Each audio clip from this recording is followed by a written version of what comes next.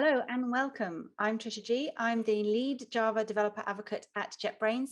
My job is to stay up to date with what's happening in the Java world, particularly as it applies to Java developers using IntelliJ IDEA. And today I'm going to talk to you about how IntelliJ IDEA helps make things easier for you as Java developers to get up to speed with the latest versions of Java, specifically Java 16. IntelliJ IDEA can help you, and this is a good thing because with new versions of Java coming every 6 months, it's becoming a little bit difficult to stay up to date with all the new stuff that's coming in Java. Now, IntelliJ IDEA will help you pick up new features in Java that are applicable to you, and specifically, it can do things like prompt you to use the version of Java that you're most interested in using. For example, here in the top section is versions of Java that I've already configured in the IDE. At the bottom, you can see it's got detected SDKs. So that's other versions of Java which are found on your machine that you might want to use for a project. Or you can download a version of Java too. So if you want to try out Java 16, probably the easiest thing to do is to click on the download JDK button in your new project window, and that will take you to a screen where you can select a version of Java 16 to download and use with IntelliJ IDEA. With that said, let's jump straight on and have a look at some of the features in Java 16, which might be the most useful things for us as Java developers to use. The most exciting thing for me is records. So records were a preview feature in Java 14 and 15, and now they're a standard feature in Java 16. So we can use them in our production code quite happily, knowing that they are production ready and stable and ready for us to use in our real code. So let's take a look at what this looks like inside IntelliJ IDEA. So firstly, the first thing, which is the most useful thing for us, is that we can actually create a new record by calling up the new input box. Now, down at the bottom, you'll be able to see my keyboard shortcuts down here as I press them. So I'm not going to talk about the keyboard shortcuts that I'm using in IntelliJ IDEA. You should be able to see them here. So I'm going to create a new Java class. I'm going to call it my record. And I'm going to create this as a record. And you can see that IntelliJ IDEA has created a new record type for us and called it what I asked it to call it. So what I need to do here is I need to define the record components. I'm going to give it a string, which is a name, and an int, which is an ID. And then that's all I need to do to define my very simple record class. With this, I get, by default, I get sort of fields, if you like, called name and ID. I get a default constructor. I get accessor methods. I get hash code, toString and equals, without having to write any of that code inside my record. It's just automatically there as part of the record. Let's write a test to see what it looks like to use a record. Let's create a new record test. Let's create a test that should create new record. And so let's create my record. Let's give it a name. Let's call it Trisha, and an ID. And then what do I see? So firstly, you can see that creating a new record is just like creating a new instance of any other class. It looks like calling a normal constructor. Now, what else can we see? Let's print it out. Let's print out Trisha. And let's also perform a small test on it. Let's call it equals. Let's make sure, the right capitalization, that our Trisha record name matches Trisha. Let's run this and then let's walk through this a little bit. So the first thing you'll notice is that there's a method here called name. It's not called getName, it's called name, which is the same name as the record component name here. And you'll also see that we got quite a pretty toString when we printed it out to the console as well. So this is kind of you can see that records are kind of fairly easy to work with. It's quite straightforward. With a very limited amount of boilerplate, I created this sort of data class, if you like. What else can we do with records? So I didn't need to create a constructor, but if I wanted to, I can override a constructor. I can generate a constructor. And I can generate two different types of constructor on records. I can generate a canonical constructor or a compact constructor. Let's take a look at the canonical constructor. This is just our standard shaped constructor that we're used to seeing inside our classes. So we take the fields and we assign them to the fields. IntelliJ IDEA says, you know what, you really don't need this. because this is kind of built into records. So if you don't want to, then you don't need to have that. You can just remove it. But the reason why you might want a constructor here is maybe you want to do some validation. So let's say we have I've got one here, validate my fields. Let's say we have a validation method here, and I want to call validate my fields with my ID and my name. Then there's some value in having a constructor because it's doing some extra logic. Now IntelliJ IDEA complains about something slightly different, and it says actually, hold on, let's go to the right place. The canonical constructor can be converted to a compact form. Oh, that's interesting. What's that? Let's take a look. So let's do Alt-Enter, convert it to the compact form, and then it removes all of those parameters and assignments that we just don't need in the case of records, because that's kind of automatically taken care of. So IntelliJ IDEA will allow us to use the new features and point us in the right directions when we are not making the most of the new features. What else can we do? Now, let's say we want to change the name of this thing. Let's call it something else. If we just go ahead and just write over that, then obviously we're going to get compiler errors because that name is no longer available. And if we look at our test, this is also failing to compile because there's no longer something called name. There's something called something else, but not something called name. So let's go back. Let's undo that. What we can do is we can either, there's a few different ways of doing this. We can call it another name. And IntelliJ here is saying, hey, look, you probably want to refactor this properly. You want to rename it, not just write over it. So I can Alt-Enter and rename all the usages. I'm not going to rename, so because it was called name, the string name appears everywhere in the project, and I don't want to do that. I'm just going to ignore those other instances, and now it's automatically changed this to another name, and it automatically changes this to another name. So here, what's the most useful thing to understand here is that with records, if you're going to change something like the what we might think of as the field name, but it's not, it's the record component, you need to do that with the refactoring to make sure that that change gets applied across your code base. It's not just a sort of private thing to the record, it's useful everywhere else. So refactoring is fully supported with records, of course, and you can do other things like you can change your signature of your record. So I can move those things around, and if I go to my test, it will automatically have moved those things around as well. So records are, the refactoring in IntelliJ IDEA fully supports records, so I can start creating my record classes and kind of change them according to the way that I expect to see them and in the way that's most useful for me to use them. What else? So this is great. So I can create a new record class. I can start using the new record class. I can kind of reshape it, refactor it, test it, use it. What might be most useful is if I can locate places in my code base that could be records now that I'm using Java 16. So let's take a look at some examples here. Let's look at a person. And here, IntelliJ IDEA says, hey, this could be a record. Let's take a look at the class. This is a fairly standard sort of data holder type class. It's got 3 fields. It's got a standard constructor. It's got my getters, and it's got hash code, equals, and toString. So that's why IntelliJ is saying, hey, maybe this could actually be a record. And I also have a test for it, which is quite helpful. If I'm going to start refactoring this, it's a good idea to have a test for it as well. So if I go back to my person DTO and I get IntelliJ IDEA to convert this to a record, it will warn me and say, look, at the moment, you've got a field called last name, which is private. Now, when I turn this into a record, you're going to have an accessor called last name, which is not private. So are you kind of okay with that? And in my case, I'm going to say, okay, go ahead, do that. Let's see what it looks like. So now I have a record, which has got the 3 components, which were the 3 fields in my DTO.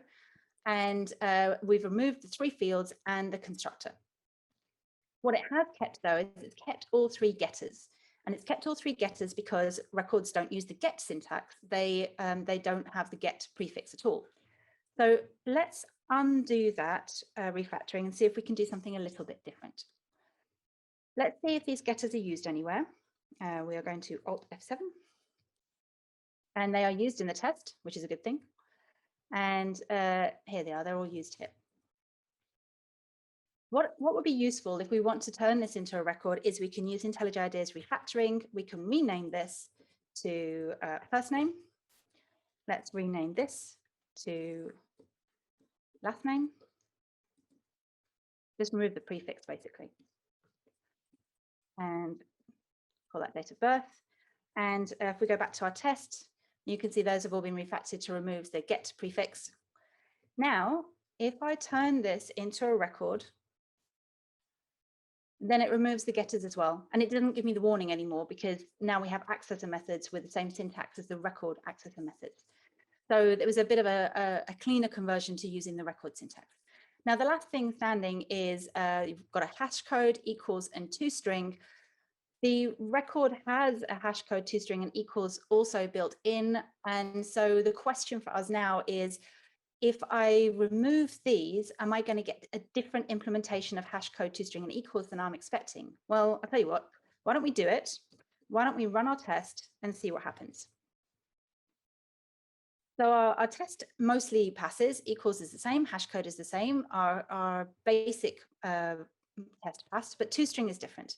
So the new, from the record, the toString generates this, whereas originally it was generating this, so it's slightly different. Now the question then is, well, how much do we care about the format of toString? Is it literally just something we use in our logs, or is it something that has a contract that has to look a particular way? Which is probably not great, by the way. So we shouldn't really be depending upon toString to be a particular format. So our choice is either to override the toString from record with our toString implementation, or perhaps change our test to reflect the fact that now we're using the toString from the record. And then hopefully after that, everything should pass. So that's great. We can convert our simple data objects from our application code to use records from Java 16. That's kind of fine on a case-by-case basis. But what's probably more useful is we want to find all places in our code base that could potentially be records, not just kind of hunt through them one by one. So here is where we can run an inspection. Let's have a look, bring up the inspection. And we want to look for any, well, I've already done it, a record. So here we want class can be a record. We want to find any class that could be a record. We're going to search over the whole project. And I can find there's two places where I have classes that could actually be turned into records. And this is not set up for the purposes of this demo, by the way. This is actually the real code, the real sample code has these examples in which I might actually turn to records because they are quite simple data objects, and I think they'll be much more readable as records. One final thing to talk about is one of the nice things about the way IntelliJ refactors our code is it quite often does things in one direction and then back in the other direction again. So if we've done this and we've decided, you know what, I haven't really got my head around records, I don't want to use records, or I'm not using Java 16 anymore, or for example, now I've been using this as a data class, but I actually want to convert it into something a bit more fully formed, I can Alt and Enter on this, and then I can convert my record back to a class. So then I will get my fields back, I will get my constructor, I will get my accessor methods, and I will get the hash code equals and toString that's equivalent to the record version of that. So I can easily turn stuff into records and turn them back to classes according to whatever sort of suits my needs. Okay, so that is pretty much the introduction to records. So let's look at what else is in Java 16. We have pattern matching for instance of. Let's take a look at this.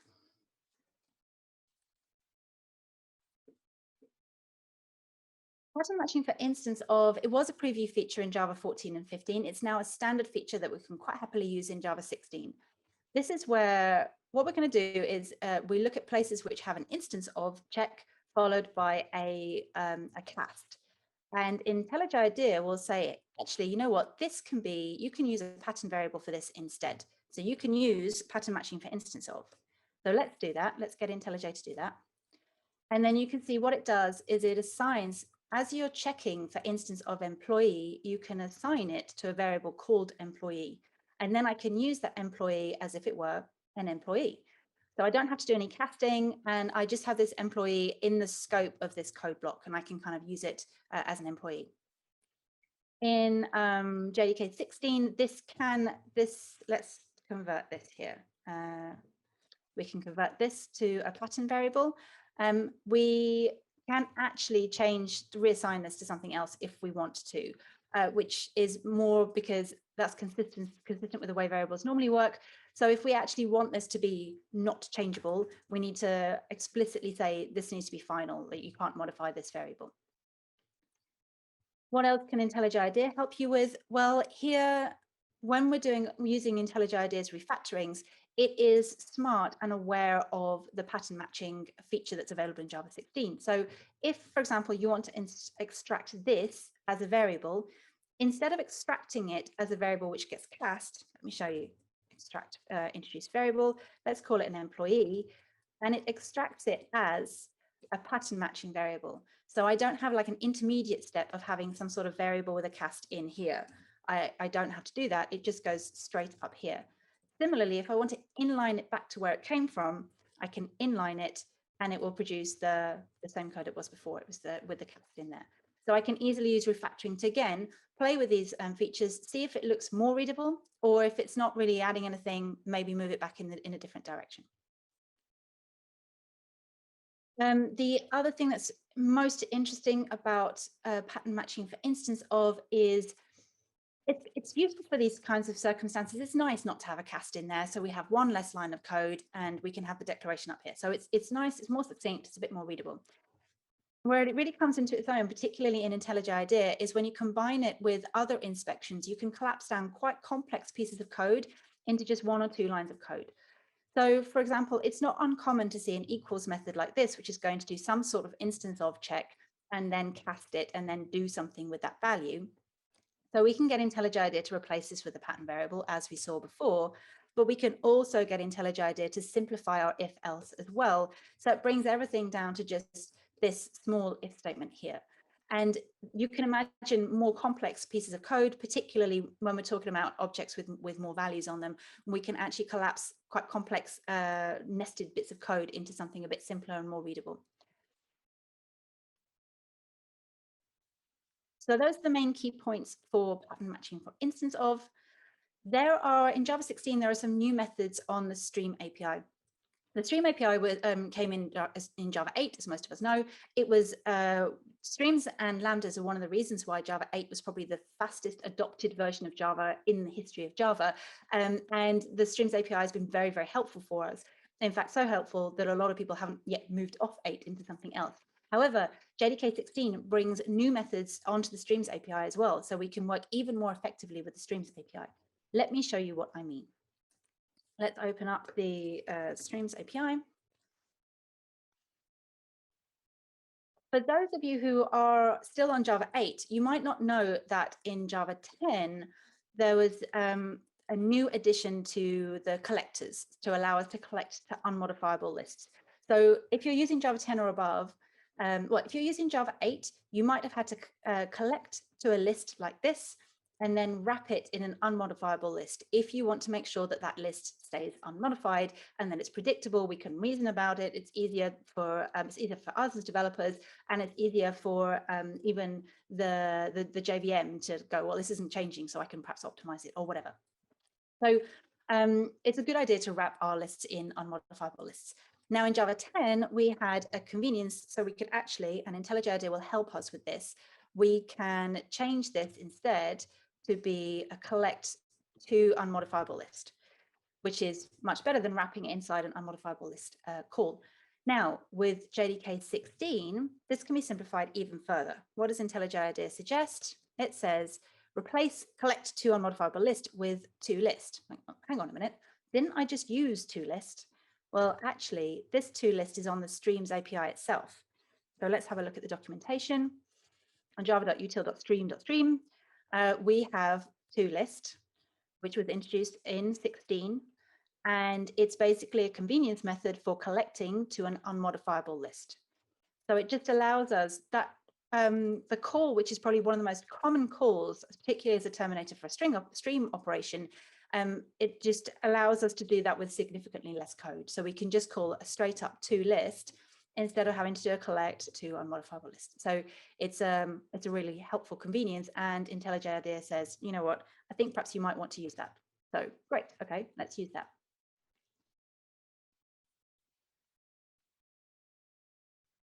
Warnings for value-based classes. in Java 16, well, let's take a look at this. Let's open up our Java 16 class.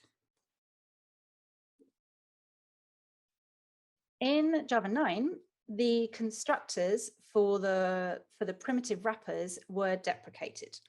So they were deprecated in Java 9. In Java 16, they've been remarked for removal.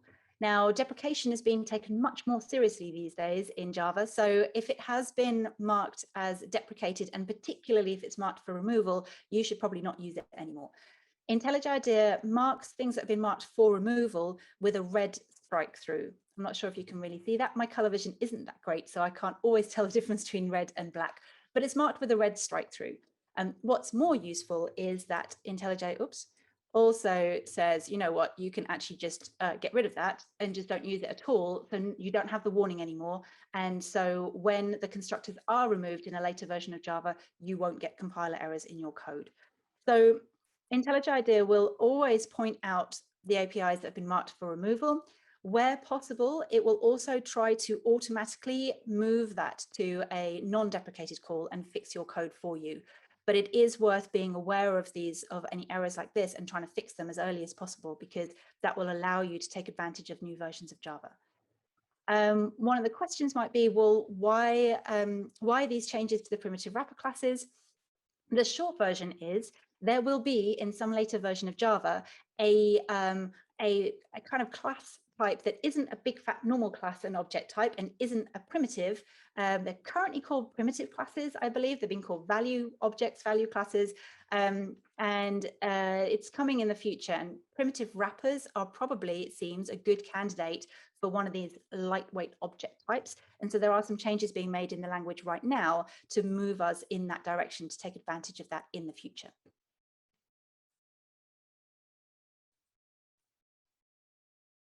Local types. This was also obviously introduced in Java 16, local types. This was introduced as part of the change for records. This allows us to define a local record inside a method, which when I first looked at it, I was like, oh, that's weird. I never even thought about doing that. Like, why would I want to do that? But for records in particular, it can be a really interesting way to group together and in a named way, a series of objects or classes or types or whatever.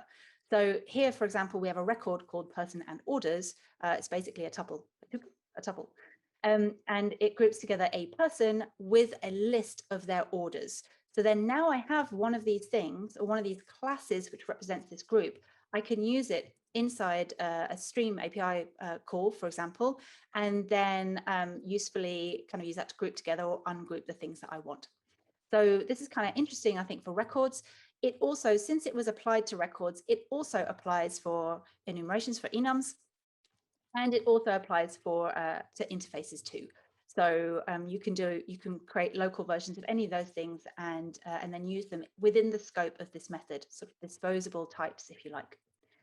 I don't have anything for IntelliJ IDEA which says like magically use this right now, but I wanted to show it to you because it's an interesting feature, and IntelliJ IDEA, of course, fully supports it. There's no errors or compiler warnings or anything. It just works. Similar to that, you now get static methods on inner classes, which looks like this. If you have a non-static inner class, you can now put static methods on it and static classes inside that as well. Again, IntelliJ IDEA basically doesn't error, supports this, allows you to do this, gives you, allows you to do the code completion and stuff. So it just fully supports these features. Similarly, so this is a non-static inner class, which is defined. This is an anonymous inner class, and you get static methods on that as well. So it's an interesting new feature in Java 16. I'm kind of keen to see how people use it because I've never seen it before. So I don't really know what opportunities there are open to us with this now. Those were the standard features that are available in Java 16. They're kind of like the key things that I'm keen to start using in my production code. I mentioned a number of times that those features were available as preview features in, for example, 14 and 15. Java 16 also has preview features. Well, technically it's got one preview feature, which is sealed types. Before we get onto that, I want to show you how to enable preview features in IntelliJ IDEA. So in your project structure box in IntelliJ IDEA, obviously you're going to select your version of Java because that's kind of helpful. But in order to enable preview features, you also have to select your project language level. And for Java 16 preview features, obviously you have to select 16 preview, which is sealed types. IntelliJ IDEA 2021.1, which is just about to come out, supports preview features for Java 16, and it still supports preview features for Java 15 as well. So sealed types, the records and pattern matching, etc. That was a preview feature in Java 15. IntelliJ IDEA does not support preview features for all versions of Java because it's just too complicated to sort of keep all those different combinations of the preview features in the language level.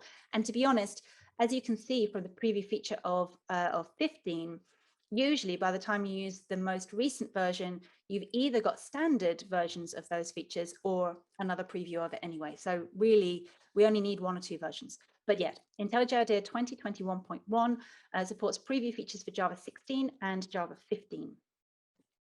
When you select preview features, you will usually get some sort of warning saying this is a preview feature. So do be aware that you probably don't want to use it in production. It will also tell you things like the support for the preview features will probably be discontinued when new versions of Java come out or new versions of the IDE come out. So it's just to be aware. But we should be aware of this anyway, because preview features are really helpful for us to play with. It's nice to see how they work. It's a good idea to feed back to the language developers any good or bad experiences we've had with it, but it's not a good idea to rely on them to put into production code because they probably will change in the next version of Java. So that all being said, let's get on and take a look at sealed types. So let's create a new sealed type. I'm going to create a Java class. I'm going to call it color, spelt the British way. And so this is obviously a normal class. What I can do is I might want to take control of my inheritance hierarchy. So if I'm a library developer, or even in my enterprise code, I might want to say, look, I don't want just any old person to inherit from my class. I only want my specific set of classes to inherit from this class, or yeah, so I want to have much more control over my inheritance hierarchy. So I might want to say this is a sealed class. Now, there are some intricacies with the way that we set up an inheritance hierarchy with sealed classes. And this is where IntelliJ IDEA can become really, really helpful, because we sort of need a bit of a guide to step us through step by step of what we need to do to set up this hierarchy. The first thing is IntelliJ IDEA will say, well, look, you have to have subclasses for your sealed hierarchy, otherwise there's no point whatsoever. So I say, okay, fine, create me a subclass. I'm going to create a subclass. Let's call it black. Oops, let's spell it wrong. Let's call it black. And then I've created my class called black, and it says, okay, well, now what? It says sealed, non-sealed, or final modifiers expected. So here it gives me a choice. Do you want to make this final, so nothing else can inherit from it, extend it? Do you want to make it non-sealed, in which case it becomes like a normal class? Or do you want to make it sealed as well? Well, I'm going to make it final. I don't want anything else to extend from black. It just seems like a sensible thing to do. Now, let's go back to our color. Oops. And what happens if I want to create a new subclass? Let's call it pink. So then I have to create my class pink. Put in here, and again, what do you want from me? Are you going to make it final, non-sealed, or sealed? Let's make it non-sealed. Look at these interesting hyphenated special words now that we get in modern Java. So I'm going to create a non-sealed class called pink. Let's say I'm going to create a class called rose extends pink, and a class magenta. Okay, and everything's fine, everything works. What if I want to, what else might I want to do? What if I decide, actually, no, I want this to be sealed? Then IntelliJ IDEA will say, look, this needs to be, like we said before, sealed, non-sealed, or whatever. Let's make this final. Let's make this final. And notice that because these are inside the same file as this, I don't have to say permits. It just works because it's inside the same file. Okay, let's try something else then. Let's move this out into its own. Oh, does it? That's interesting. Oh, what have I done? I'm trying to move the wrong thing. Let's move this out into its own file. Now what? Now it says, okay, look, you are going to need to add rows to the permits list of sealed class pink. Let me see if I can do this in a split window so you can see split right. And I'm going to go into pink. Okay, cool. And it shows me there's a related problem. Because there's a problem in this class, this says, look, you've got a related problem. So let's apply that, add rows to the permits list, and you can see it adds that there. And now this one has a problem as well. Why? What's wrong with this one? Well, this needs to be added to the permits list as well. As soon as there's a permits list, then everything needs to be on the permits list. Okay, done. No errors. Everything works. And so this was done. I literally learned how sealed classes work, sealed types work in IntelliJ. I didn't actually read any documentation about it. I was like, okay, what does this do? And it will guide me through the process of creating a correct hierarchy that works for sealed types. Now, sealed types aren't just classes, they also include interfaces. There is, let me find the link. In fact, it's here. My colleague, Malagupta, has written a very in-depth blog post on the IntelliJ blog about the features in Java 16, including a lot of detail on how sealed types works, not just for us as developers, but also inside the IDE. So yes, actually, if you want to know any more information about Java 16, particularly Java 16 in IntelliJ, then this is the blog post to go to.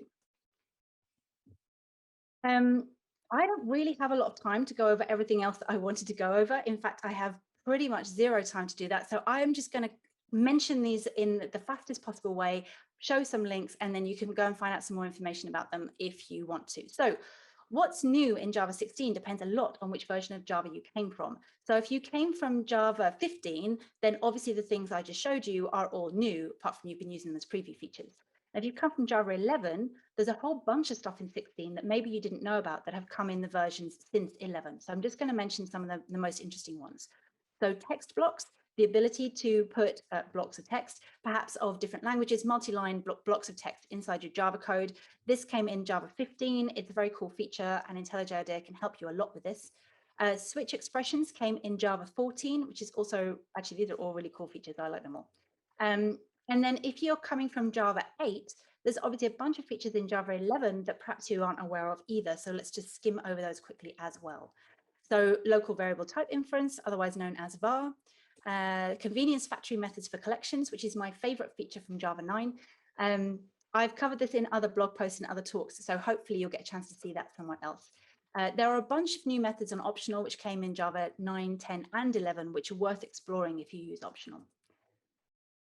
So in summary, let your tools do the hard work for you. You don't have to research every single feature of Java from every single version of Java from where you are now to Java 16. You can open your Java code inside your IDE, inside IntelliJ, select the right JDK, select the right language level, and have the editor suggest to you, hey, did you know about this new feature? Maybe I can automatically migrate the code to use the new feature. So you can automatically use the new features. You can learn about them as you go. You learn about them in the context of your code base as and when you need them. So the cognitive load is a lot less. You can kind of let the tools just do the hard work and the thinking for you. And then maybe you can, once you've kind of got a handle on those, you can go away and find out more about stuff that perhaps you could bring into the code base. Now you're making the most of what you've got already. And so, yeah, so now I am free for any questions. What's the impact of the 6 monthly release cadence on IntelliJ? That's actually a really good question. So IntelliJ releases releases 3 times a year, and Java releases twice a year. So in some ways, this is a good thing, and in some ways, it's a bad thing. The good thing is that we can definitely stay up to date with the most recent versions of Java. So March is always an interesting example of this. The new version of Java comes out, and a new version of IntelliJ comes out at the same time. So we will always have support for the latest version of Java at the same time it comes out in March. We have a release in July, which usually has even more stuff for the most recent version of Java and some preliminary features based on the early access versions of the next version of Java. And then that version of Java comes out in September, and then a new version of IntelliJ comes out in November, which has even more features for the latest version of Java. So we're always kind of keeping up with the upcoming version of Java and the current version of Java. So we can always be there providing you with not just support, obviously compiler support for the version of Java, but suggestions, code suggestions for the latest versions. And we can always be at least on the current version, if not the version which is coming down the road.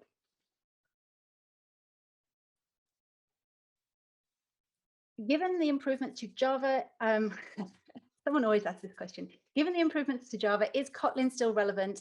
And or given that we have Kotlin, do we need these new language features in Java? People usually ask this in the context of things like var. So var, Kotlin already had var and val, now Java's got var. So, you know, is there space for, I sort of read this as, is there space for more than one JVM language? Of course, there's space for more than one JVM language. And so for some context, like Kotlin specifically was developed by JetBrains, who I work for. We're definitely not going to say, well, Java's not relevant anymore because we've got Kotlin, because IntelliJ IDEA is used by loads and loads of Java developers. We love Java developers, and IntelliJ IDEA is developed in Java as well as Kotlin. So there's definitely space for more than one language. I love the fact that Kotlin can go ahead and try some different syntaxes, try some different syntax, try some different features, some new things. And then the things which seem to work and might work well in the context of Java code gets kind of pulled into Java, the language. And so Kotlin can always be kind of doing stuff which is a bit more not Java, if you like. And Java can kind of adopt stuff from other languages, not just Kotlin, but like Scala or whatever, and adopt the stuff which is going to work for the Java community, obviously respecting things like backwards compatibility. So there's always space for more than one JVM language, and I like the fact that we've got a lot of different languages and we can all learn off each other.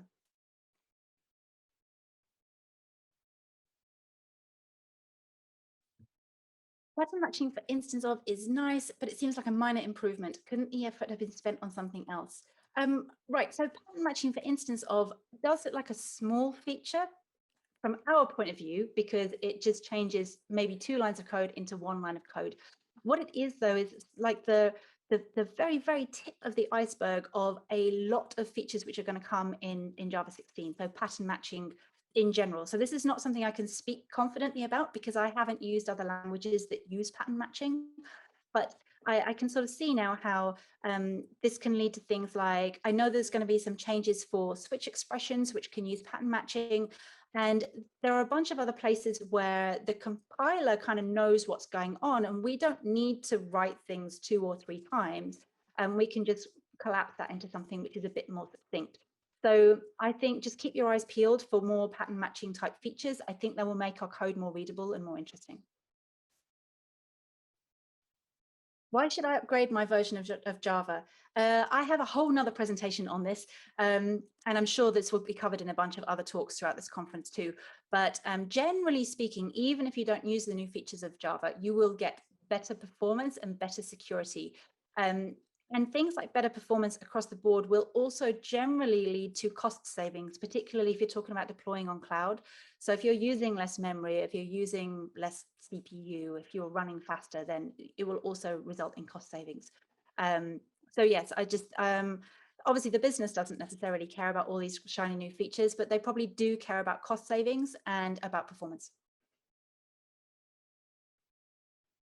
Which version of Java should I upgrade to? This is going to depend a bit on who you ask. I think there's a simple-ish answer, which is that if you work in a sort of enterprise that that values, I don't really know how to say this. If you work in a sort of enterprise which is going to take a long time to agree to a new version of Java, you probably want to upgrade to the long-term support versions. So currently, that's Java 11. I believe it will be Java 17, although I'm not sure there's been any sort of formal declaration about that.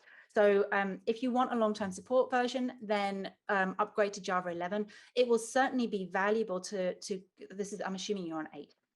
It'll certainly be valuable to get off 8. And if you're going to do that, go to 11, see what steps need to be taken to go to 11. Once you've gone to 11, then you can go to pretty much any version that you want to. But generally, large enterprises, I think, are probably going to want one of the long-term support versions. But if you can, I think that it's really interesting to maybe go to 11 first, but then pick up the latest version of Java and just keep trying with the most recent version, whatever that is. Especially in continuous integration, it's probably a good idea to be testing against the most recent versions of Java.